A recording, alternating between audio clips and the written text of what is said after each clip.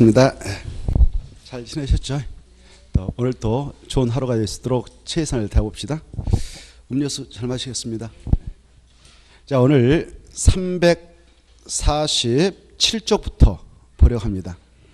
준비됐나요? 347페이지 제3관 사업시행계획서 작성 이 파트를 보겠는데요. 지난주 우리가 정비법상 일부 규정을 했고요. 오늘은 나머지 파트하고 건축법 일부까지 할 예정입니다. 먼저 정비법상 정비사업 시행자들 사업 시행에 들어갈 때는 사업을 시행에 들어가기 위한 계획서를 작성해서 관할 시장 군수에게 인가 신청하고 인가 고시가 떨어져야 그 다음 단계로 넘어갈 수 있는데요. 347쪽에서는 사업 시행 계획서는 누가 작성하는가? 시행자가 작성한다. 이 정도를 보십시오. 제목만 보시고요. 사업 시행자는 정비계획에 따라 박스 안에 내용을 포함하는 사업 시행 계획서를 작성해야 한다. 이 정도 보시고, 그리고 작성할 때는 박스 안에 들어가서 5번 하나 보세요. 5번. 박스 안에 들어가서 5번 보시면 사업 시행 기간 동안 정비구역 내 가로등 설치, 그리고 폐쇄 회로 텔레비전 설치, 이런 범죄 예방 대책하는 내용을 꼭 포함해서 수료합니다. 이 계획서에 따른 그래서 이 사업 시행할 때 그 노후 불량 건축물이 밀집해 있는 그 지역, 이제 사업장에서는 살고 있었던 기존 주민들이 이삿짐 싸고 나가거든요. 나가서 이제 그 지역이 그 동네가 텅텅 빕니다.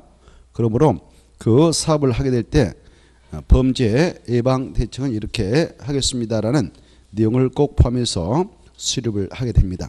넘어가 보시고 348조 3번 이 사업 시행계획서를 작성했던 시행자, 이걸 가지고 관할 시장 군수 등에게 가서 인가 신청합니다.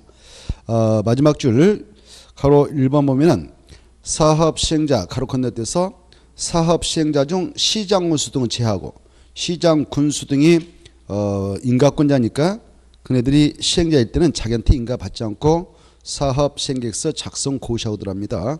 그래서 시장 군수 등 경우 빼고 나머지 사업 시행자들은 정비 사업을 하려는 경우 사업 시행계획서에 조합원 정관, 토지동호 소재는 뭐 직규야 이런 것들을 첨부해서 시장 군수 등에게 제출하고, 그리고 사업 시행 인가를 받아야 한다. 그 정도를 보시고, 인가받은 사항을 중지하고 폐지하려고 한다. 중지 폐지 동그라미. 중지하고 폐지를 하려 할 때에도 바로 또한 같다. 또한 같다 그 말은 똑같이 중지인가 폐지인가 받아야 되지 임의로 폐지 중지 못한다 이 말입니다. 그 정도를 체크해 두시면 되겠습니다.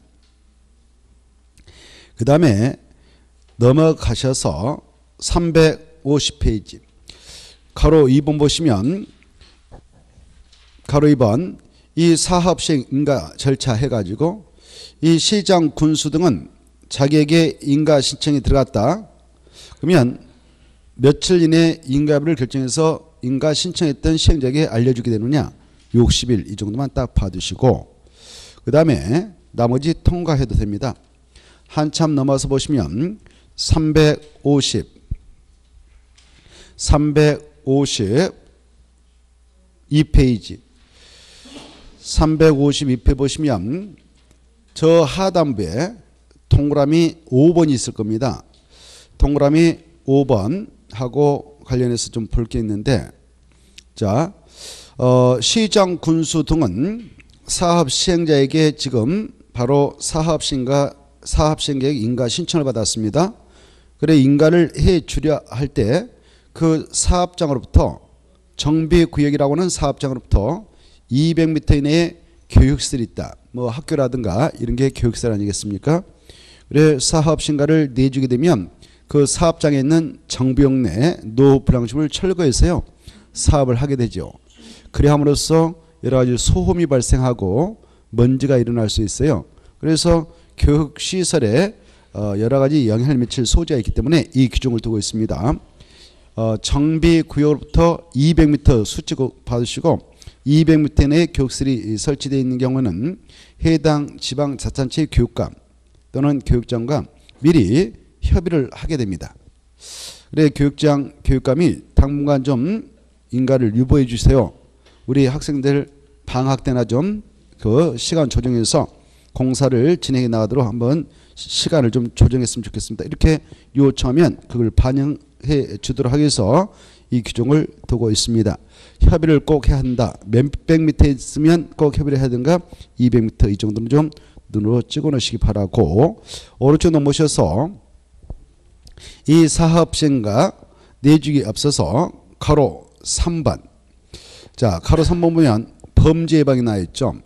아까 말씀드렸다시피 이 정비사업을 추진하게 되는 정비구역, 이제 거기에 기존 살고 있던 주민들이 이사 장소가 되니까 그 현장은 빈집이 많습니다. 그래 가로 3번에 시정수 등은 사업 시행가를 하는 경우 그 사실을 관할 경찰서장에게 통보를 해줘야 됩니다. 법적으로. 그리고 시장 군수 등은 사업 시행가를 한 경우 정비구역 내 주민 안전 등을 위하여 바로 관할 지방경찰청장, 지방경찰서장에게 바로 순찰 강화를 요청할 수 있다. 박스 안에 순찰 요청을 할 수 있습니다. 순찰 좀 강화해 주세요. 여기 지금 빈집들이 속출했습니다. 이삿짐 싸고 가가지고 몇 분 남지 않았고 그분들을 또 여러 가지 범죄로부터 취약하니까 순찰 강화를 해 주세요라고 요청을 할 수 있습니다. 그리고 2번 순찰 초소를 좀 설치해 주세요. 범죄 예방을 위하여 이렇게 요청을 할 수가 있구나. 이렇게 좀 받으시고, 그 다음에 이제 가로 4번의 1번, 가로 1번의 내용, 이 시장 군수 등은 재개발 사업의 사업 시행, 재개발했다 줄 거 보세요. 재개발 사업의 사업 시행계획 인가를 하는 경우 사업의 시행자가 지정개발자다. 지정개발자로서 바로 토지 등 소유자다. 그럴 때에는 사업비의 20%를 미리 예측해 할 수 있습니다. 원래 재개발 사업이라고 하는 것은 그 사업장 안에 있는 토지 등 소유자가 바로 재개발 사업 조합을 만들어서 사업을 하는 것이 일반적인데요. 그 조합에게 여러 가지 사유가 발생해서 그 조합을 폐지하고 이 시장 군수 등이 일정한 요건을 구비하고 있는 자, 우리 법에 하면 신탁업자라든가 그 사업장 안에 있는 일정한 요건을 구비하고 있는 토지동호 소유자라든가 또는 민간 합동법인, 이런 3명 중 하나 찍어서 사업을 대신하게 그럼 보낼 수가 있는데요. 그 자를 지정개발자라 하는 것입니다. 지정개발자에 따라 포인트 잡고, 지정개발자일 때는 그자가 좀 사업 도중 문제를 또 일으킬 소지가 있겠다 싶으면 인가권을 쥐고 있는 바로 시장 군수 등은 미리 사업비의 일부를 예측해 할 수 있습니다. 이때 예측금액 한도가 중요해요. 30이냐 20이냐 이 수치를 중요표해서 그거 하나 받으시기 바랍니다. 재개발 사업할 때 그렇다, 지정개발자 할 때 그렇다, 20%를 예측해 할 수 있습니다. 예측해 하고 인가 내줬습니다. 인가 내주고 이제 사업을 하도록 쭉 했습니다. 사업 끝났습니다. 이 지정개발자가 사업 다 끝내고 나서 바로 분양 처분했습니다. 그리고 증한건, 감안권 조치해가지고 사업을 완료하게 되면 청산을 하거든요. 청산이 완료됐다. 즉 청산금이 완벽하게 지급이 완료됐다. 그 사업장에 있는 이해 당사자인 토지동 소유자에게 완벽하게 청산 절차가 끝나면 바로 이 예치금은 이제 원 지정개발자에게 환급해 줍니다. 그래서 언제 이 예치된 예치금을 반환 조치해서 되돌려 주는가, 청산금 지급이 완료된다. 이것도 좀 봐두시기 바랍니다. 그 다음에 이제 밑으로 내려가셔서 가로 2번에 1번, 이 사업시행자는 이 정비사업장 안에 있는 건축물들이 대부분 노후 불량 건축물로서 철거를 하면서 하는데요. 그렇다고 해서 전부 그런 건 아니고, 거기 보면 사업시행자는 일부 건축물로 전치 또는 리모델링, 관한 내용이 포함된 사업계획서를 작성해서 인가를 받을 수 있구나 이렇게 돼 있죠. 이 멀쩡한 안전성에 이상이 없는 기존 건축물들은 그냥 그대로 전치하고 사업을 하겠습니다. 또 약간 대손하고 일부 증축하는 리모델만 하고 진행하겠습니다. 이건 철가지 않겠습니다. 라는 내용을 포함해 가지고 바로 사업 시행계획서를 작성할 수 있습니다. 그래 그걸 가지고 바로 사업을 하겠다고 인가 시하면 인가 받아갈 수가 있는데요. 그 기존 건축물이 현행 여러 가지 건축 관련 법령에 그 부적합을 하더라도 적합하지 아니하더라도 사업을 진행해 나가도록 인가를 내줄 수가 있습니다. 그 하다 보면 시장 군수등 할 때 시차 하나 지워버리고 오타가 있으니까 시장 군수등은 전치되는 또는 리모델링 그 하는 건축물, 이 건축물 있는 토지가 주택법 건축법에 따른 건축 관련 기준에 적합하지 아니할지라도 바로 그냥 사업 신가를 내줄 수가 있도록 특례를 인정하고 있습니다. 자, 그 정도 봐두시고 넘어가서 보시면은 355쪽 있죠. 이제 이 시행자가 사업 시행가를 받아갔다. 사업 시행가를 받아가면은 오늘 사업 시행가가 떨어지면요, 그날을 기준으로 해서 이 사업장 안에 있는 정전 토지 건축물의 가격이 감정평가업자에 의해서 확정이 됩니다. 그래 A의 정전 토지 건축물이 있다면 사업장 안에 A 것은 1억 5천이다. B 것이 있다면 B의 정전 토지 건축물은 바로 3억이다. 그리고 C의 것이 있다면 5억이다. 이렇게 또 D 것은 뭐 2천만 원이다. F 것은 뭐 1,000만 원이다. 이렇게 정전 토지 건축물의 가격은 이 사업 시행 절차상 어떠한 시점을 기점으로 해서 감정평가업자를 통해서 정하게 되냐. 사업 시행 인가 고시가 있은 날을 기준으로 해서 확정이 됩니다. 그리하므로 그 시점이 되면 정전토지 건축물 소유자들은 자기의 정전가를 다 알게 되죠. 이 날을 기점으로 해서 120일 이내 시행자가 이제 그 사업장 안에 있는 정전토지 소유자 건축물 소유자에게 분양 신청하려면 하세요. 이렇게 분양 신청하도록 개별적으로 통지를 해줍니다. 120일에. 그래 355페이지 보면은 355페이지 분양 통지, 분양 공고, 분양 신청 찾았나요? 자, 그 파트를 보면은 가로 1번 여기에서 여기까지는 삭제를 해버렸어요. 그 좀 오류가 있으니까 편집하면서 잘못했으니까.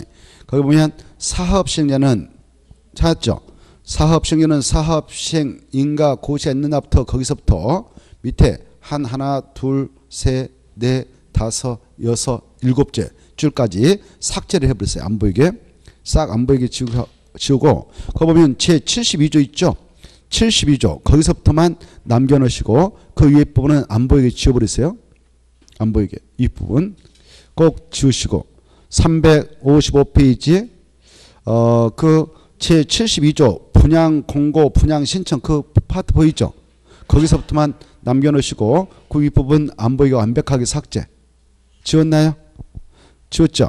355페이지 제일 위에 보면은 가로 1번 분양 통지 분양 공고 해가지고 사업 시행에는 사업 시행 인가 고시가 있는 날부터 거기서부터 저 끝을 가다 보면 하나, 둘, 셋, 넷, 다섯, 여섯, 일곱째 줄, 여덟째 줄까지 분양 시행 기간을 20일 범위내에서 연장할 수 있다 했죠. 그것까지 삭제해버려. 안 보이게. 안 보이게 삭제. 꼭 X 쳐버리고 X 치고 그 밑에 걸로 꼭 대치해서 공부하십시오. 제 72조 해서 거기 보면은 분양 공고 분양 신청 이렇게 돼 있죠. 사업 시행자는 사업 시행 계획 인가 고시가 있은 날부터 120일 이내 그 수치 중요표 120일 이내 다음상 박스 안에 있는 상이죠. 박스 안에 1번 분양 대상자별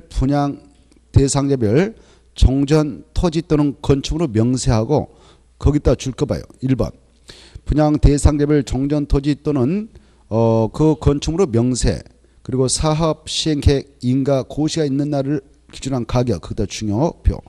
그래 그 사업 시행과 고시가 있는 날을 기준한 가격, 그걸 종전가 이렇게 생각하면 돼요. 종전의 토지 건축물 가격은 1번에 분양 대상자, 여러분이 분양 신청했다 합시다.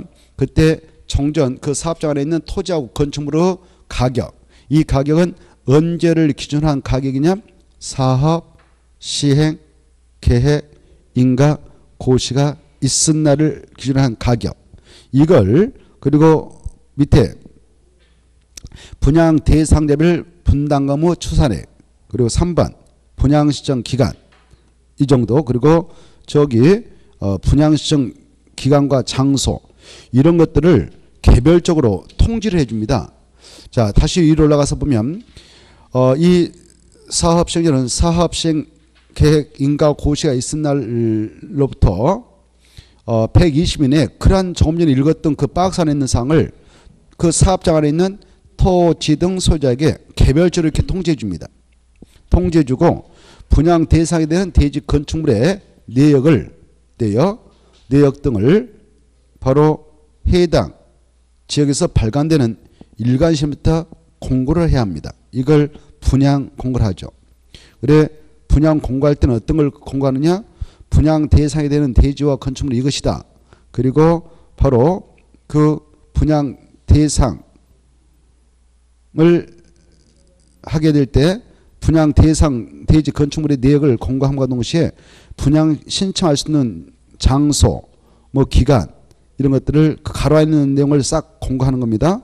이런 것들을 공고하고요. 그다음에 분양 신청을 하지 아니한다는 조치, 이런 건을 해당 일간신문에다가 해당 지역에서 발간되는 일간신문에다 공고를 합니다. 다만 토지 등 소유자 1인이 시행하는 재개발 사업할 때는 이런 분양 공고는 하지 않아도 됩니다. 다시 한번 보면 이 사업시행자는 사업시행과 고시가 떨어졌다. 오늘 사업시행과 고시가 떨어지면 그날을 기점으로 해서 며칠 내에 분양 신청할 수 있도록 토지 등 소유자에게 통지해주고 일간신문에다 분양 공고에 들어가야 되는가 120일 이내, 이 정도만 봐두시기 바랍니다. 그리고 그 분양 신청하도록 통지할 때는 어떠한 내용을 그자들한테 통지해준가? 바로 분양 신청을 하게 될 때 장소는 어디다. 그리고 언제부터 언제까지 분양 신청할 수 있다. 기간 알려주고요. 그리고 분양 대상자별 종전 토지 건축물로 명세하고 그것을 사업 시행과 고시가 있는 날 기준한 가격.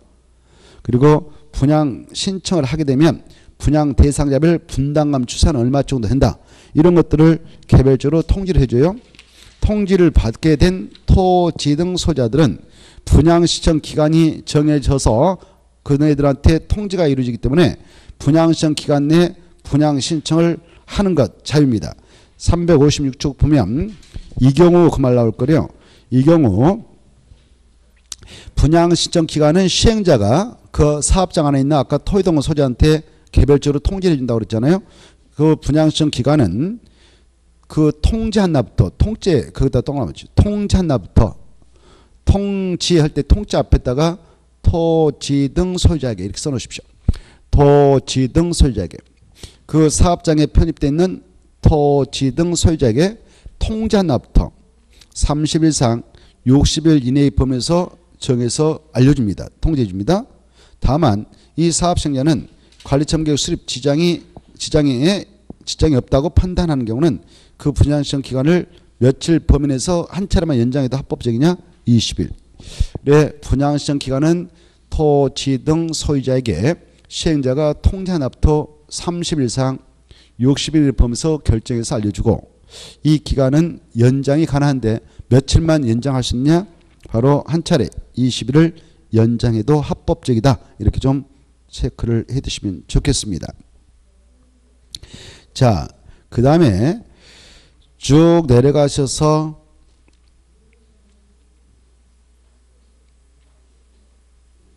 그 두 번째 선을 한번 보시죠.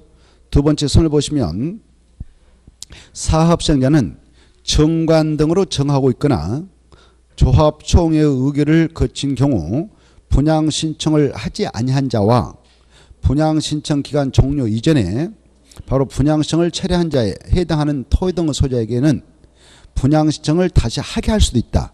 이걸 이번에 법 개정을 통해서 신설을 했으니까 한번 봐두십시오. 사업시행령은 정관 등으로 정하고 있거나 조합총회 의결을 거친 경우 분양신청을 하지 아니한 자, 분양신청 기간 종료 이전에 분양신청을 철회한 자, 이런 자에게는 분양신청을 다시 하게끔 할 수가 있습니다. 그 다음에 밑에 내려가셔서 특례신설 해가지고 투기 관리적으로 지정된 장소에서 바로 정비사업이 추진됐다 합시다. 그래 투기 관리적의 그 정비사업에서는 관리청객에 따라 조합원 분양분, 의 분양 대상자 또는 비조합원의 일반 분양분, 의 일반 분양 대상자의 분양 대상자 및 그 세대에 속한 자는 일반 분양분의 분양 대상자 선정일 가로 건너뛰어서 선정이라고 하는 것은 뜻이 그렇습니다. 조합원 분양분의 분양 대상자는 최초 관리 처분계 인가일을 말하는데 그날로부터 5년에 따름없이 5년 이내에는 투기 관리주기에서 이 법에 따른 정비사업에서 분양신청을 할 수 없다. 그래 투기 관리주기에서는 분양신청을 제한합니다. 몇 년 이내의 범위에서는 재차 분양신청을 못하게 막고 있는가? 5년 이 정도를 보시고 다만 상속과 결혼, 이혼으로 조합으로 자격을 취득했다면 그 자들은 특례로서 분양신청을 할 수 있도록 허용합니다. 투기 관리에도 결혼과 이혼으로 또 상속으로 조합원의 자격을 취득했다면 그네들은 분양신청을 할 수 있다. 이런 사유가 아니면 투기 관리로 지정된 장소에서는 바로 이미 한번 그 분양을 받았던 사실이 있다면 몇 년 범위 내에서는 다시 정비사업에서 분양신청을 못하는가? 5년 이 정도는 좀 눈으로 봐주시고 이것도 이번에 추가 신설됐습니다.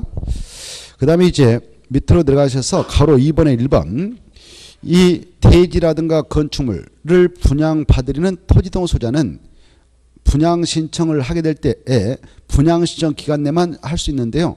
사업시행자한테 대지 건축물에 대한 분양신청을 하게 됩니다.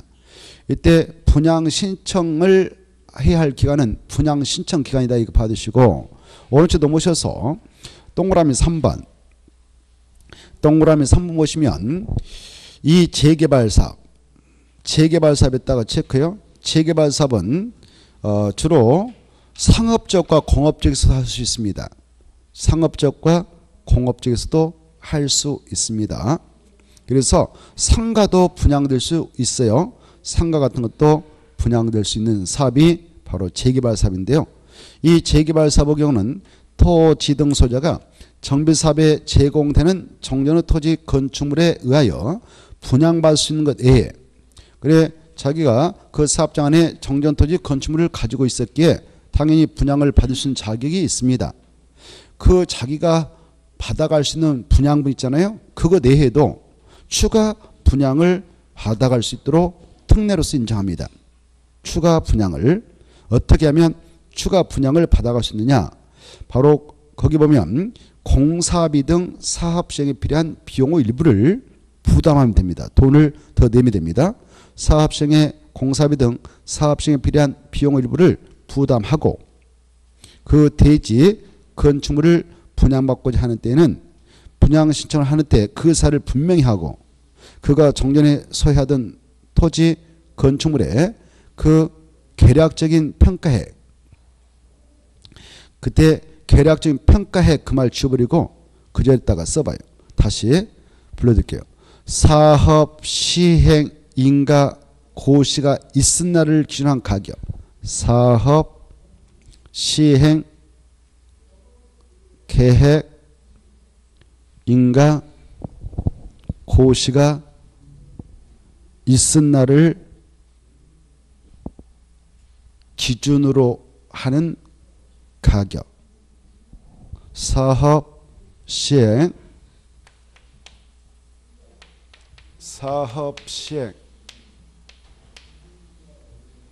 계획 인가 고시가 있은 날을 기준으로 가격. 그래 이 지금 추가 분양을 신청하고자 합니다. 모차가 자기가 분양받을 수 있는 양이 있는데 그것에다 더 분양을 받고 싶어요. 상가 같은 것들을. 그때는 자기의 정정가가 있습니다. 사업장 안에. 정정가는 이날을 기준해서 확정되죠. 사업 시행 계획 인가 고시가 있은 날을 기준으로 한 가격. 이게 정정가란 말이에요. 정정가 자기 것이 3억으로 이미 확정되어 있다. 그러면 그 3억의 10%에 상당한 금액을 사업 시행자에게 납입을 하면 돼요. 3억의 10%는 3천만 원이겠죠. 자, 그래 3천만 원을 미리 예납을 한다. 미리 했죠. 해서 미리 납입을 해라 이렇게 하고 있어요. 몇 퍼센트를 미리 납입을 하면 되는가? 10%. 이 수치를 알아주시면 되겠습니다. 10%. 무슨 사업할 때만 이걸 인정하느냐? 재개발. 재개발했다 포인트 잡고 재개발 사업을 하게 되는 장소는 주로 상업 쪽에서도 할 수 있고 아까 말씀드렸다시피 공업 쪽에서도 할 수 있어요. 그래 이 상가를 하나 더 받고 싶다. 점포 하나를. 내 받을 양이 하나 있는데 더 추가로 점포를 더 하나 받고 싶다. 그럴 때는 바로 이렇게 이 규정을 적용해서 할 수가 있습니다.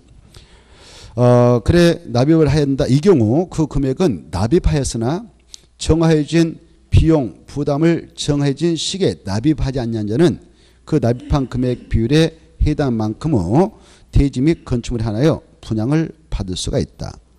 자, 그래 일단 10%하고 재개발할 때만 이걸 적용한다. 이 정도를 봐주시면 되겠습니다. 그 다음에 이것은 주로 아까 무엇을 더 받고자 할 때 이걸 적용한다고요? 상가 같은 거. 주택은 안 돼요. 그것다 써놔요. 주택은 이렇게. 주택은 안 되고 무엇을 이렇게 더 받고자 할 때 그런가? 상가 같은 거. 거기에 3번 재개발 사업 경우 토지동 소유자가 정비사업에 제공되는 종전의 토지 건축물에 의하여 분양받을 수 있는 것 외에 공사비 등 사업 시행에 필요한 비용의 일부를 부담하고 그 대지 및 건축물을 분양받고자 한다. 그때 건축물은 주택은 포함한다 안 한다? 거기에 주택에 따라 한번 건축물을 동안을 줘봐요. 그때 건축물은 주택은 제된다 이렇게 써놔요. 주택은 안 되고 상가를 내포하고 상가. 개정되기는 상가란 말 정확히 썼었는데 법을 개정하면서 올해부터 좀 이 건축물로 용어를 바꿨습니다만은 다만 이 건축물 중에서 무엇은 제외된다고요? 주택은 제외된다. 주택을 뭐 돈 10% 내놓고 더 달라 이렇게 할 수는 없고요.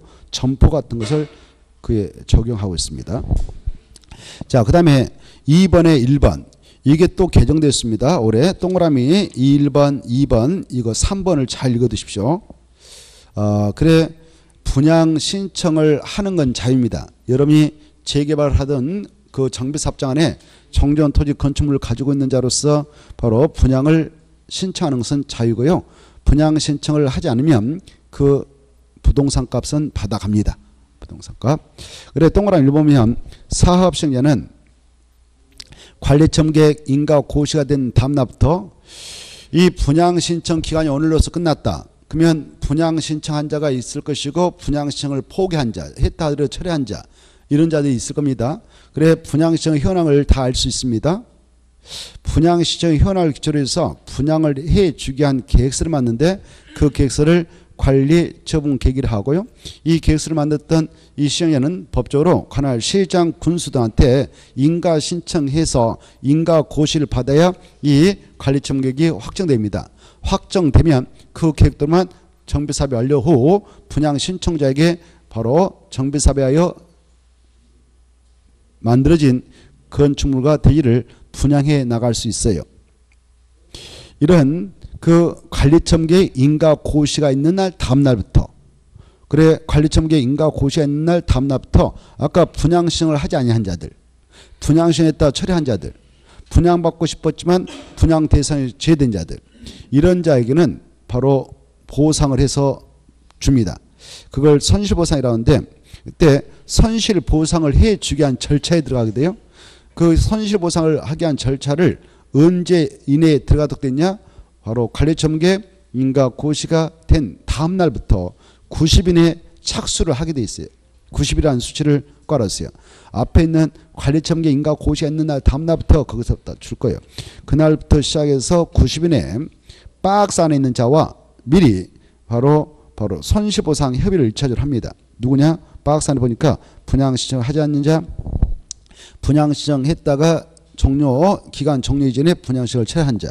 그 다음에 그 3번 아까 투기 관리주관에서는 이미 정비 사업에서 최초 분양 대상자로서 분양받아갔단 말이에요. 근데 그 장소에 또 다른 물건이 있어가지고 5년 이내에 다시 분양 신청할 수 없도록 규제하고 있기에 분양을 못 받았다. 그런 자에게도 보상해 줍니다. 그리고 분양받고 싶었지만 마지막에 기준에 미달돼서 인가된 관리청에 따라 분양 대상에서 제외된 자. 이런 4명에게는 그 자재의 종전 토지 건축물 가격을 싹 계산해서 주는데 바로 그 시점은 관리청계 인가 고시가 된 다음날부터 60일 내에 일단 협의를 통해서 처리해요. 손실보상 협의를 합니다. 다만 사업 시행은 분양 시장 기간 종료일 다음날부터 협의를 시작할 수도 있구나. 이렇게 오늘 분양 시장 기간이 종료되면 다음날부터 협의를 시작해도 되고 그건 자유입니다. 자유인데 그러나 아무리 바빠도 언제 이부터 바로 해가지고 언제까지 끝내도록 해야 되냐? 관리청계 인가 고시가 있는 다음날부터 90일 이내에는 꼭 협의를 꼭 하도록 돼 있다. 의무사항이다 이것은. 만약 90일 내에 그 종전 토지 건축물을 가지고 있었던 자하고 시행자 간에 보상 금액에 대하여 원만하게 협의가 완료됐다. 그러면 완료된 보상금을 지급하고 소유권을 넘겨받아서 사업을 하면 됩니다. 자, 그 내용이 2번인데요. 2번. 근데 만약 협의 보상이 결렬됐어. 지금 분양청을 하지 않았던 자가 A라 합시다. 그 자의 정정가가 뭐 3억인데 제대로 이렇게 또 더 요구를 한다든가 해가지고 원만하게 이 보상이 이루어지지 않았다. 그때는 강제로 그 건을 처리하기 위해서 보상 금액을 타결하기 위해서 바로 토지 수용인에다가 시행자가 보상 금액 액수를 좀 결정해 주세요라고 신청할 수 있어. 이걸 뭐라고 하냐? 바로 수용 재개를 합니다. 수용 재개. 그리고 정 안 되면 법원에다가 이거 팔고 나가도록 내쫓아주세요라고 할 수 있어. 이걸 매도 청구 소송이라고 그래. 그래 동그라미 보면 사업 시행자는 관리청계 인가 고시가 된 다음 날부터 90일의 손실보상 협의가 성립되지 않았다. 아니면 그 90일이라는 기간이 만료된 다음 날부터 60일에 수용 재개를 신청하거나 그건 법적으로 토지 수용에 타는 겁니다. 몰라도 되고요. 수용 재개를 신청하거나 그리고 법원에다가 매도 청구 소송을 제기해야 된다. 이렇게 돼 있죠. 90일에 협의 보상이 결렬되면 며칠 내에 수용 재개를 신청하거나 매도 청구 소송을 제기해야 되는가? 60일. 이게 새로 만들어졌어요. 자, 그 다음에 동그라미 3번. 3번은 바로 가볍게만 체크하겠는데 나올 가능성 없으면 나오는 이자를 이제 줘야 돼요. 이 기간 동안 지금 시간이 흘러가고 있죠. 아까 빨리빨리 보상을 주고 그 처리를 해야 하는데 원만하게 협의 보상이 결렬돼서 시간이 지금 많이 걸렸다. 그러면 지연 예제를 시행자가 그 아까 저 박스 안에 있는 친구들한테 주도록 하고 있습니다. 사업 시행에는 관리청계 인가 고시가 된 다음날부터 90일 내에 손실보상 협의가 성립되지 아니하면 그 기간 만료일 다음날부터 60일 내에 수용재개를 신청하거나 매도 청구 소송을 제기하도록 되어 있었는데 60일이라는 기간을 넘겨서 수용재개를 신청하거나 매도 청구 소송을 제기한 경우는 해당 토지동소에게 지연 일수 그 지연된 날짜만큼 이자를 지급하도록 되어 있구나. 이 정도를 받으시기 바랍니다. 며칠 이내에 수용 재개를 하거나 또 매도 청구 소송하면 지급할 필요 없는가? 60일. 60일이 지날 때까지 시간을 흘러보냈다. 그러면 이자를 지급해라. 이렇게 하고 있네요. 자, 그 정도 보시고 넘어가면은 이자 지급 비율은 이렇게 되어 있는데 그건 몰라도 되고요. 참고용입니다. 자, 그 다음에 이제 358페이지 가로 1번 관리청계 수립과 내용 해가지고 자, 이 아까 시행자는 분양시장 기간이 다 끝났다. 분양 신청 기간이 다 끝나면 바로 그 현황을 알 수 있기 때문에 그 분양 신청자의 건에 대해서 분양을 해주게 한 분양 설계 계획을 만드는데 그 계획을 관리 처분 계획을 합니다. 이 관리 처분 계획을 수립하도록 되어 있어요. 가로 1번 사업 시행에는 분양 신청 기간이 종료되면 분양 신청 현황을 치료해서 다음 사항 거기다 줄 것이고 다음 사항에다 줄 것이고 박스를 읽고로 이 박스 안에 있는 거 1번부터 7번까지는 8번까지는 꼭 읽어두시기 바랍니다. 중요한 거예요. 그래 1번부터 8번까지는 이것은 관리 처분 계획을 수립하게 될 때 그 박스 안에 써놨습니다만은 관리 처분 계획 수립 시 포함될 내용이다. 관리 처분 계획을 시행자가 수립할 때 반드시 포함시킬 내용은 최소한도 1번부터 8번까지는 잘 읽어두셔야 됩니다. 그런 내용을 포함해서 관리 처분 계획을 수립합니다. 수립해서 다시 시장 군수한테 가야 돼요. 시장 군수한테 가서 뭘 받아야 되냐? 인가. 근데 시험에서는 시도사에게 가야 된다 이렇게 나왔어. 그럼 틀리겠어. 이 정비법상 대부분의 인가권은 시장 군수가 쥐고 있다. 관리청계인가, 사업 시행계획인가, 조합 설립인가, 준공인가. 이 정비법상 인가권 다 누가 쥐고 있는가? 시장 군수다 이렇게 꼭 기억하시고 시장 군수에게 인가를 받아야 된다 이렇게 되어 있죠. 여러분은 수험생으로서 박스 안에 있는 내용 1번부터 8번까지를 자주 보시라고 그랬죠. 8번까지. 이 관리처분 계획을 수립할 때 어떤 내용을 꼭 포함하느냐. 첫째, 전체적인 분양 설계할 거. 분양 설계 1번 박스 안에 봐봅시다. 전체적인 분양 설계예요. 그래 분양 배치도를 싹 만들어야 되겠죠. 분양 설계를 해야 되고 그 다음에 분양 대상자별 지금 A가 지금 분양 대상자다. 분양 시행했다. 그자의 종전가 그리고 분양가 그자의 성명 주소 다 기록해서 넣습니다. 여기다. 그래 지금 A라는 사람이 분양 신청했다면 분양 대상자가 A다 라고 성명과 주소를 꼭 집어넣고 그자의 정정가는 얼마짜리 했다. 그자에게 분양을 해줘야 할 추산액은 얼마다. 이것도 포함합니다. 그 내용이 3번에 왔다. 여러분들이 이해하기 좋게 분양가 이렇게 써봐. 3번은 분양가 4번은 종전가. 그래 3번은 분양 대상자별 분양 예정인 대지 건축물의 추산액 이것은 분양가. 그래 지금 A가 분양 신청했는데 A에게 분양할 그 대상 대지와 건축물의 추산액은 대략 3억짜리를 분양해 주려고 한다. 3억짜리. 그리고 4번이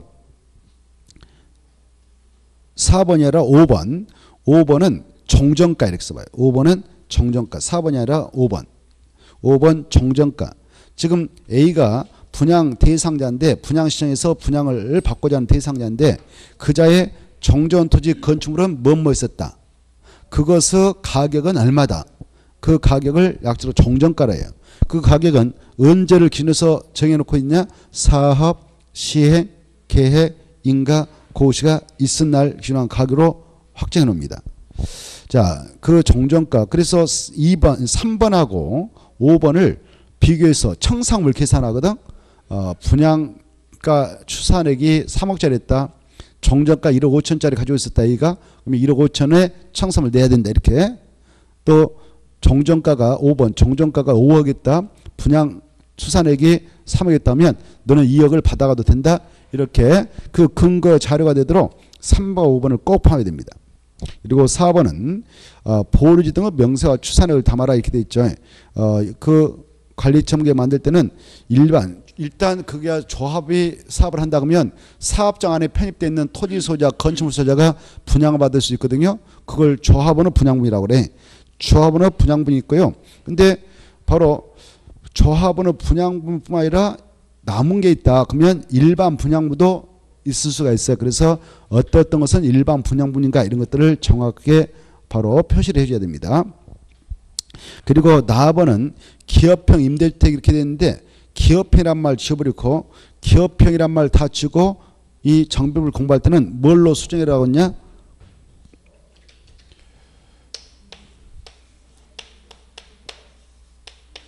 이 말 나오면 이걸 삭제하고 공공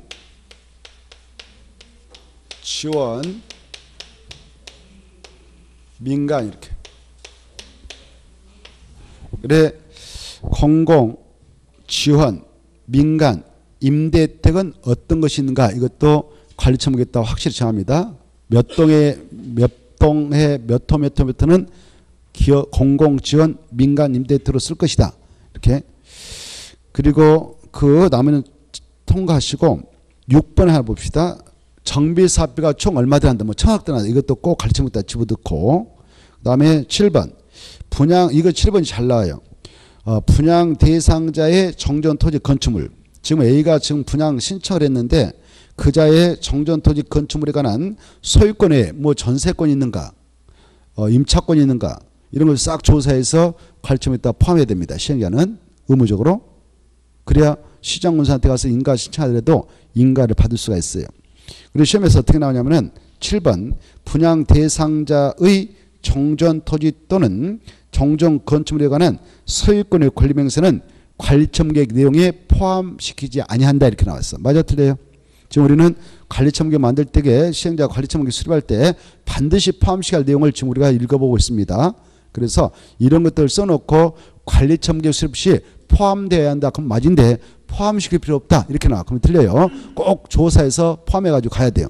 그 다음에 8번도 바로 이 8번은 용산 참사가 발생하고 나서 이 8번도 꼭 관리청계 수립할 때 집어넣어라 이렇게 법을 개정했는데 이 용산 참사가 세입자의 손실보상을 원만하게 해주지 못해서 그렇게 발생했습니다. 그래서 이 규정을 신설했어야 사업을 하게 되는 시행자 세입자별 손실보상을 위한 권리가 뭐가 있는가 꼭 조사해서 담고 그것을 평가액은 얼마짜리인가 이걸 정확하게 포함해서 이 관리청을 수립해가지고 와야 시장 군수가 인가 내준다 이렇게 하게 되었습니다. 그 정도는 봐두시고 나머지는 보지 않아도 되겠습니다. 자, 다시 A인쪽 가보면 이렇게 이런 7, 8가지 내용을 관리청계 수립할 때 시행자가 포함해서 이제 작성했습니다. 그리고 나서 이 계획서를 확정하려면 인가받아야 된다. 인가를 못 받으면요, 이 계획은 확정되지 못하고 더 이상 사업을 진척시킬 수 없습니다.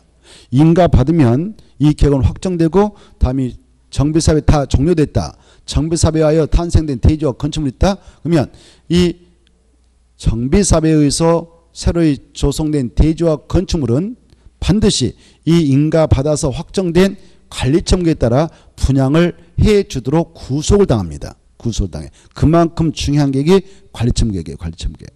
이 관리청계획은 아주 중요하니까 바로 358페이지 2번 관리청계획에다 중요표에서 수업 시간에 체크한 것은 집중적으로 읽고 들어가야 됩니다.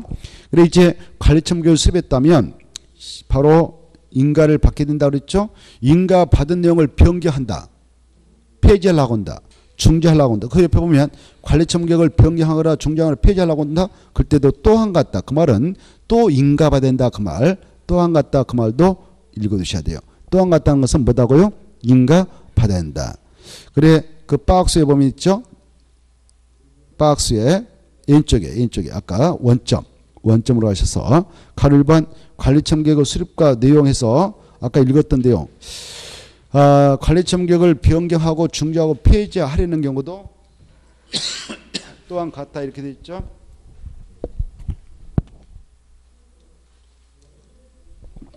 또한 같다 뭐다고요? 인가받아야 된다 그 말이에요. 그 정도 받으시고 다시 오른쪽으로 넘어가셔서 통과해도 되겠고 360페이지 보면 가로 2번 이 가로 2번은 중요표를 해서 집중적으로 읽어두셔야 돼요. 이 시행자가 관리청계획을 수립합니다.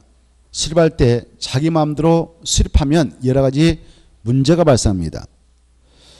이 시행자가 이 관리청계획을 수립하는데 예컨대 여기가 재개발 사업장이다. 여기가 재개발 사업장이면 일반적으로 누가 시행자가 될까요? 시행자 우리 공부했을까 안 했을까요? 자, 정비사업 은 종류가 몇 개 썼나요? 3개. 3개인즉 주거환경 개선사업도 있었고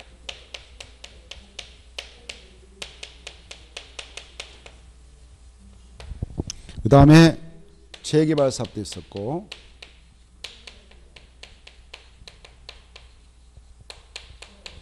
그다음에 재건축사.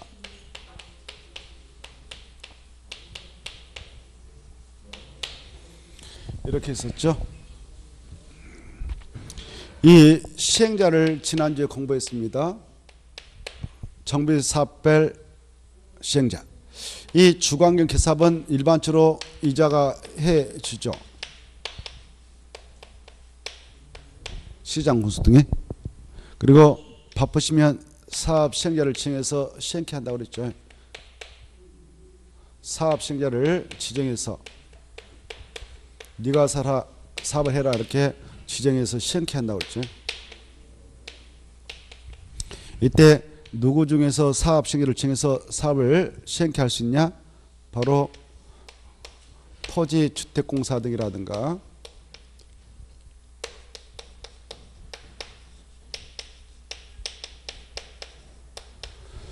토지주택공사 등은 누군지 알죠? 한국토지주택공사라든가 지방공사.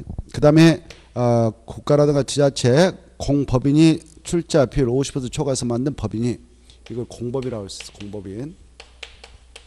이런 자들을 단독으로 이렇게 지정해서 시행을 하게끔 할 수도 있고, 이네들하고 묶어서 민간업자인 건설업자, 등록사업자하고 공동으로 하도록 시행자 지정을 해서 보낼 수가 있다고 그랬습니다. 그리고 재개발사업의 경우는 시행자가 조합. 그래, 이 정비구역이 있다.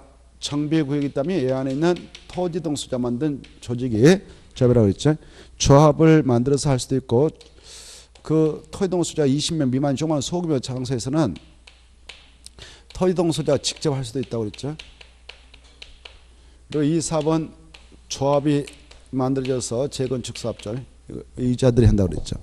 그래, 이때 이 사업장에서 이 방법을 통해서 한다. 이 사업 시행 방법도 지난주에 공부했는데,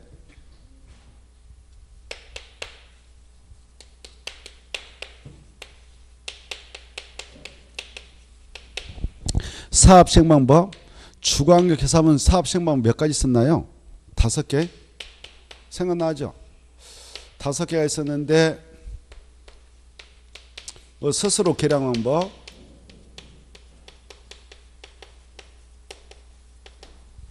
그리고 수용 방법, 환지 방법, 그 다음에 인가받은 관리 첨기에 따라 관리 처분 계획에 따라 주택을 건설, 또 주택 부대 본원을 건설해서 공부하는 방법, 그래 관리 첨기에 따라 주택 부대 시설 복리시설 이것을 건설해서 공급하는 방법. 인가받은 관리 첨기에 따라 이렇게 하는 방법이 있다 그랬죠. 너무 기니까 우리가 관리 첨기 공급 방법 그랬잖아요. 그리고 이상한 것을 섞어서 한다. 이걸 뭐라고 했나요? 혼용 방법. 이런 거 지난주 했을 건데. 그리고 이 재개발 사업은 이네들이 사업할 때 시행 방법 2개밖에 없다고 그랬죠. 약적으로 이제 이것은 관리 첨객 그리고 환지, 그 다음에 이 재건축 사업은 하나밖에 없다고 그랬죠. 무슨 방법? 관. 다른 건 절대 안 된다. 이런 걸 했을 거예요 지난주에. 그래, 이 정비법은 이 방식을 선택해서 사업을 할 때 적용하고자 이 정비법이 있다 그랬습니다. 그래, 이 관리 첨객 방법에 따라 여러 가지 주택 뭐 이런 것들을 건설 공급해 나갈 때는 그 절차를 정비법에서 규정하고 있기 때문에 정비법대로 하면 되는 거. 나머지 수용 방법은 공치법을 준용하고 환지 공급 방법은 도시개발법 준용한다 지난주 했어요. 지금 우리가 이 방식을 선택했을 때 이러이러한 절차를 거쳐서 사업합니다라고 지금 보고 있는 상황입니다. 이때 관리 첨객에 따라 주택 등을 건설 공급하는 방법을 택해서 사업하는 시행자들은 이네들인데, 일단 이네들인데 재개발 사업을 하게 될 때 조합이 만약 시행자다 그러면 조합장이 결국 시행자로서 바로 관리 첨객을 수배할 거란 말이에요. 관리 첨객. 관리청구를 수립할 때에 이 계획은 사업 다 끝나고 나서 여기 기존에 있는 건축물을 싹 철거하고 다시 사업을 통해서 반드시 이렇게 건축물을 건축해 가지고 주택이면 주택 이런 것들을 건축해서 대지하고 이 건물을 만들어서 분양해 주는 방법. 이게 바로 관리청구 계획 방법인데, 이때 이 조합자라는 자가 관리청구 수립할 때에 여기 사업자 안에 뭐 A가 좀 친하다 해서 돈 많고 그런데 이 친구가 한 10채 받겠다. 나 10채 공급받을 테니까 10채 공급해 주도록 관리청구를 좀 만들어주라. 이렇게 한다면 이것도 여러 가지 부작용과 부정의 소리가 있기에 이 시행자인 조합장이 마음대로 바로 이 관리청구를 수립하지 못하도록 규제합니다. 그래서 관리청구를 수립할 때는 이 기준을 정해서 꼭 수립해라라고 규제를 하고 있어요. 바로 원칙은 1주택 공급 원칙이 이루어지도록 해야 된다. 한 주택만 줘라. 한 주택. 다만 일정한 사유가 있으면 그때는 뭐 특례를 인정해서 2개 줘도 되고 소유한 주택수만 줘도 되지만 원칙은 몇 주택만 주도록 이 계획을 수립하도록 규정받느냐 1주택. 그걸 한번 보려고 합니다. 지금. 자, 관리청구 수립 기준. 가로 1번. 이거 아주 중요한 거예요. 그래 어떠한 기준을 따라서 이 관리청구를 수립하도록 됐는가? 1번부터 한번 보겠습니다. 1번 보면 정전후 토지 건축물 거기다 줄 거예요. 정전후 토지 또는 건축물 거기다. 이것은 정비 사업을 하기 전에 것이에요. 아직 공사 들어가기 전에 그것을 정전 토지 또는 건축물이라고 그래. 근데 쭉 가다 봐봐요. 대지 또는 건축물 찾아봐. 쭉 가다 보면 대지 또는 건축물 찾아. 이 정비 구역이 이렇게 정되어 있다. 이 안에서만 정비 사업을 하는데 정비구역이 정되어 있다. 이 안에서만 정비 사업합니다.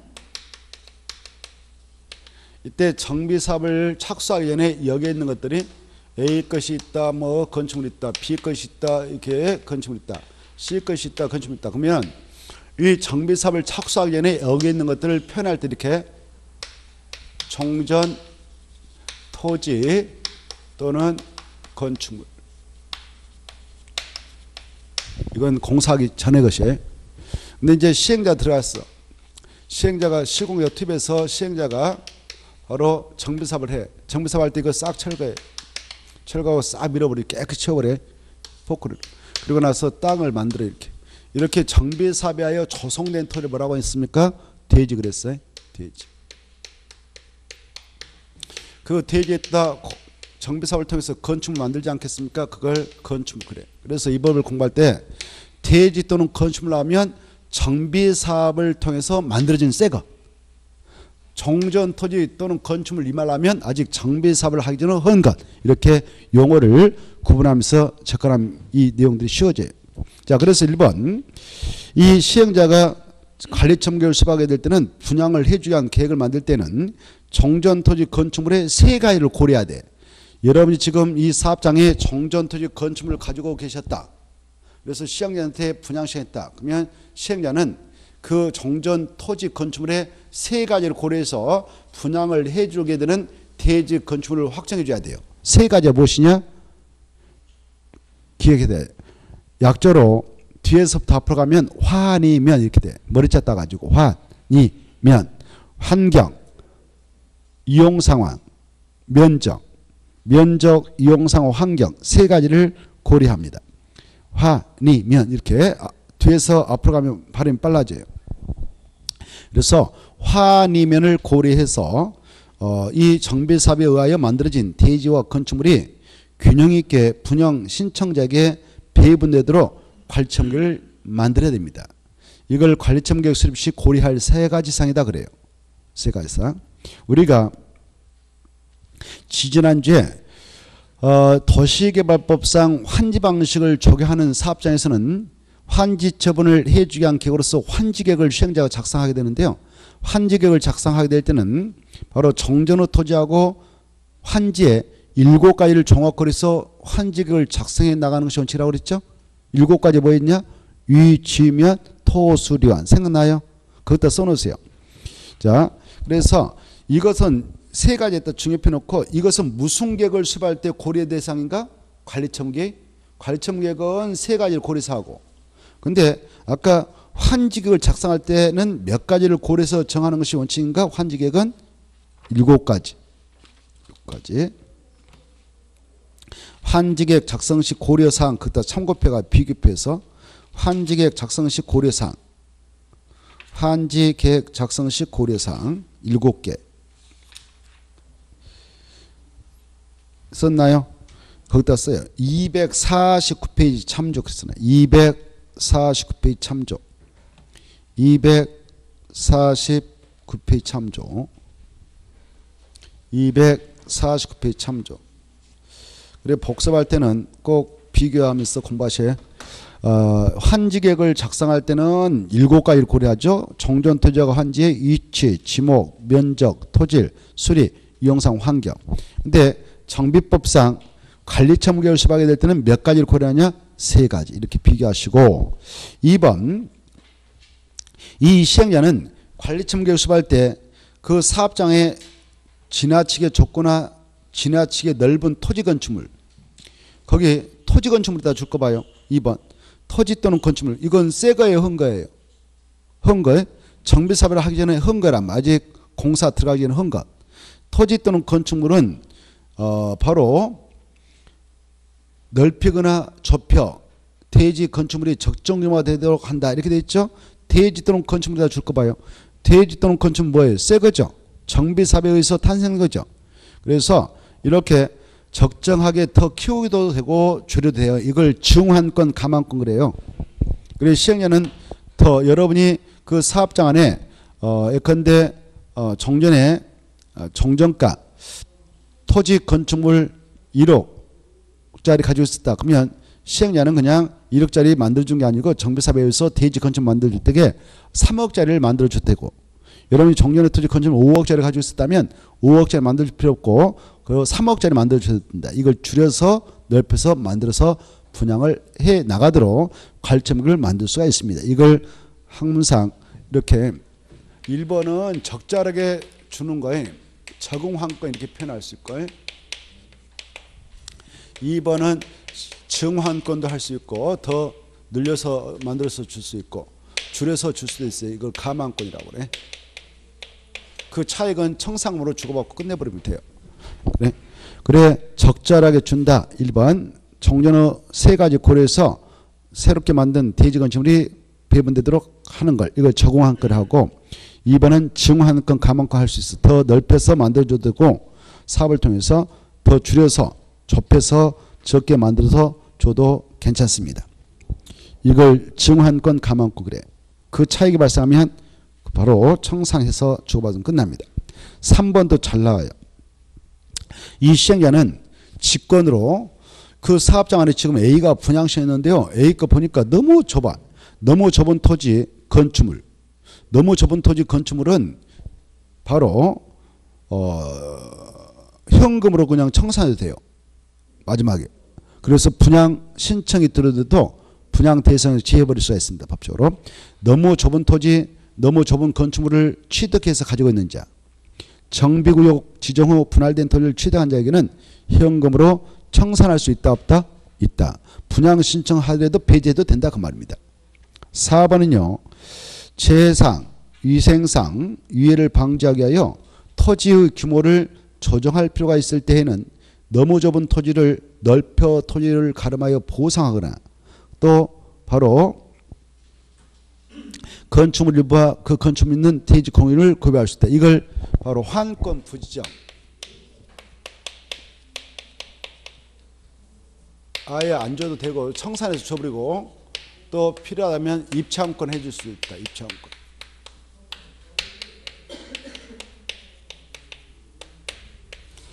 그래 여러분이 재개발 사업장 안에 토지만 가지고 있었다.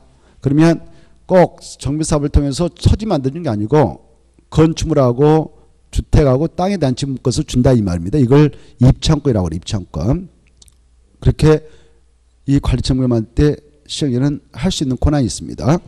그 다음에 이제 5번. 5번도 잘 나오는데 아까 관리처분 교습할 때 반드시 첫머리에다가 분양설계를 꼭 포함해라고 했지 않을까요? 분양설계를 포함해서 관리처분 만드는데 이때 관리처분 계획을 만들 때는 언제 해서 만드냐? 분양시청 기간이 오늘 끝났다. 그러면 다음 날이 아니라 분양시청 기간이 만료된 날. 그날을 기준해서 수립하면 됩니다. 다음 나라면 틀리고요. 이제 6번 앞에다가 원칙, 7번 앞에다 외해 이렇게 쓰나요. 6번 앞에다 원칙 쓰고 7번 앞에다 외해. 원칙은 이렇게 쓰나. 그래 이 가르침계 만들 때 시행자는 원칙은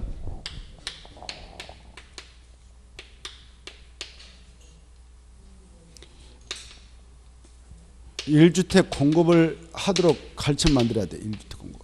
한 주택 맞추도록 해야 돼. 이게 원칙이야. 1주택 공급.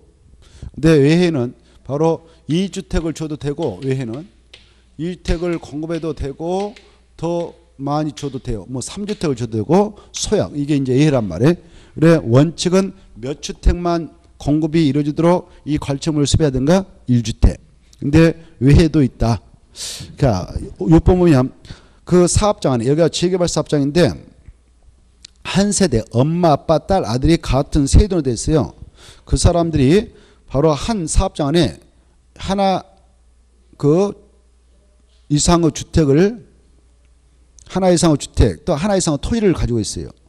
또 같은 세대가 아닌 엄마 명의로 바로 혼자서 거기서 하나 이상의 주택 하나 이상의 토지를 소유하고 있네요.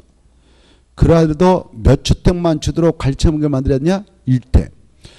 아빠, 엄마, 아들, 딸 명의로 여기 재개발 사업장한테 여러 채를 사놨어요. 그래도 몇 주택만 주도록 하는 것이 원칙인가? 1주택. 하나의 주택만 공급을 하도록 해야 하는 것이 원칙입니다. 또 아빠 명의로 여러 개를 사놨다. 그러하더라도 몇 주택만 주도록 하는 것이 원칙인가? 한 주택만 주도록 하는 것이 원칙입니다. 그리고 같은 세대에 속하지 않는 뭐 친구들끼리 뭉쳐가지고 재개발 사업장 안에다가 여러 명이 한 채 사놨는데 공유로 사놨어. 공유로 2천만 원에서 걷어가지고 친구들이 5명이서 아니면 10명이서 한 주택을 사놨네요. 그럴 때 여러 명이 공유하고 있다면 공유한 수만큼 공유자 수만큼 주택을 공부해 나가는 것이 아니라 그네들도 1주택만 주도록 해라 이렇게 하고 있어요. 1주택만. 그 내용이 밑에 나와 있죠. 같은 세대에 속하지 않는 2명 이상이 1주택을 공유하고 있어도 그 1토지를 공유하고 있어도 몇 주택만 주도록 해야 하는 거야? 1주택만 공부하도록 가르침을 만들어야 한다. 근데 이에 대한 외해가 있다. 7번. 다음의 경우에는 각각의 방법에 따라 주택을 공급해 나가도 허용된다. 가. 2명 이상 1토지에 있다 또 한번 치세요. 1토지지 1주택 하면 틀리겠어요. 1토지를 공유하고 있는 경우로서 시도 조례로 그다 줄 거예요. 시도 조례로 주택 공급을 따로 정하고 있는 경우에는 시도 조례로 정하는 데 따라 주택을 공급할 수도 있습니다. 그런 특례가 있고 나번에 가로 1번, 2번, 3번 있죠. 이 경우에는 소유한 수만큼 주택을 공급해도 돼요. 소유한 주택 수만큼 공급을 해도 되는데 어떨 때냐? 과밀 억제 권역이 위치하지 않는 재건축 사업의 토지등록 소자. 근데 단소장이 최근에 신설됐습니다. 현 정부 들어서 과밀 억제 권역에 위치하지 아니하더라도 그 장소가 투기 과유지고 또 주택법에 따라 지정된 조정 대상 지역에서 사업 시행 계획 인가를 신청하는 재건축 사업의 토지등록 소지자는 제외된다. 그네들에게는 1주택만 줘야 돼. 1주택. 1주택. 소유한 주택수만큼 줘서 안 되고 그 장소가 과밀 억제 권역에 위치하지 않는 재건축 사업장이지만 바로 그 장소가 투기 과유로 지정되어 있다. 주택법상 조정 대상으로 지정되어 있다면 바로 사업 시행 계획 인가 신청하는 재건축 사업 토지등록 소유자에게는 몇 주택만 주도록 해야 한가? 1주택. 투기 발음을 차단하기 위해서. 그 다음에 그 사람들이 여러 채를 가지고 있어도 1주택만 줘야 됩니다. 그 다음에 나머지 읽어보시고 3번 다번 중에 또 분양 대상개발 정전토지 건축물 가격의 범위. 자 여기 재개발 사업장이 있다고 하지 맙시다. 근데 여러분이 재개발 사업장 안에 정전의 토지 건축물 가격을 계산해 보니까 감정가 매겨보니까 10억짜리 가지고 있었어. 10억짜리를 가지고 있었다면 그 범위 내에서는 몇 주택을 줘도 합법적인가? 2주택. 하나는 큰 평수로서 5억짜리 하나 분양받았어. 그래도 5억 남죠? 그러면 5억 보면서 하나 더 덤으로 60점대 이하짜리 붙여서 줘도 돼요. 왜?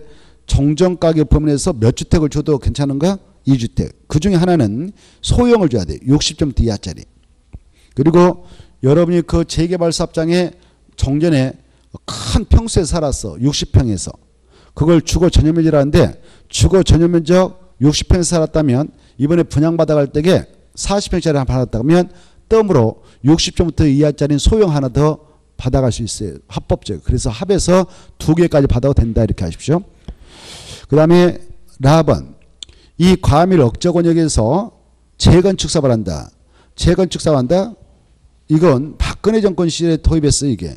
서울 강남권 재건축을 활성화시켜주려고 그 라번이 생겼는데 과밀 억저권역에 위치한 재건축 사업의 경우 토지동호 소유자가 소유한 주택수 범위에서 최고 몇 개까지 분양받아도 되냐? 3주택. 근데 현 정부 들어와서 이걸 또 만들었어. 다만을 만들었어. 이건 현 정부 들어와서 그 투기 지금 그래서 이번에 현 정권 들어가지고요. 강남권에다가 투기 관리를 다 징해버렸어. 뭘 징했다고요? 투기 관리. 과거에는 투기 관리를 다 해제했거든. 박근혜 정권 시절에는. 그래서 강남권에서 재건축하면 돈 많은 사람은 3개까지 받아도 된다 이렇게 법을 뜯어주셨거든요. 과밀 억저권역에서. 그러다 보니까 이게 강남권에서 막 재건축사 막 여러 채 사놔가지고 세계에서 받아가려고 막 이렇게 투기바람 세게 일어나서 그래서 이번에 현 정권 잡은 사람들이 바로 투기 관리를 징해버렸습니다. 투기 관리를 징하면 거기 보세요. 바로 3개까지 받아갈 수 있을까? 1주택만 받아가야 될까? 1주택. 단사가 투기 관리주구다. 또 주택법상 조정 대상적이다. 그때 사업시행과 고시를 신청하는 재건축 사업의 경우에는 그러하지 않다. 그러하지 않다 그 말은 바로 3주택까지 받아갈 수 없다. 1주택만 받아가라. 1주택. 그러하지 않다 그것다 써놓으세요. 1주택만 공급이 허용됨. 이렇게.